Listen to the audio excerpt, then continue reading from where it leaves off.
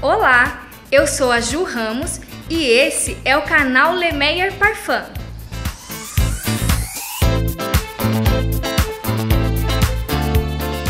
A princesa Marina continua nativa. Ela tem mais de 80 anos de idade e com cara de 50. Ela costuma dizer que trabalha para se manter jovem e atualizada e que em várias de suas visitas ao Brasil, ela se identificou muito com as brasileiras e disse ainda que toda mulher tem sua princesa e rainha dentro de si. E o melhor de tudo é que essa história está bem longe do fim.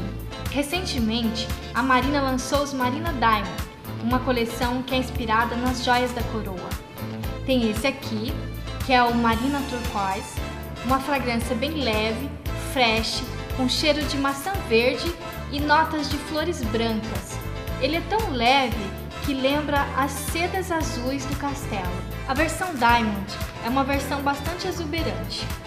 Na composição a gente tem a madeira de copaíba, açaí e musk, e isso deixa a fragrância um pouco mais atalcada, transmite bastante elegância.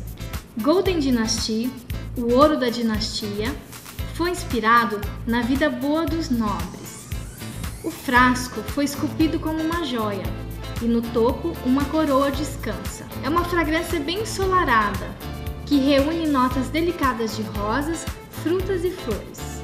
E por último, nós temos Marina Diamond Intense, que como o próprio nome já diz, bem sugestivo, é uma fragrância bem mais intensa.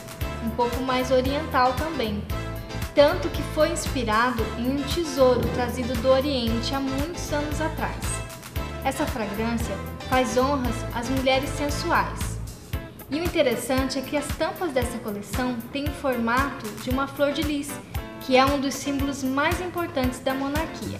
E tem mais, olha só! Clique no link que está aqui na descrição do vídeo, cadastre-se e receba outras dicas exclusivas. É isso aí, pessoal! Obrigada e a gente se vê no próximo vídeo!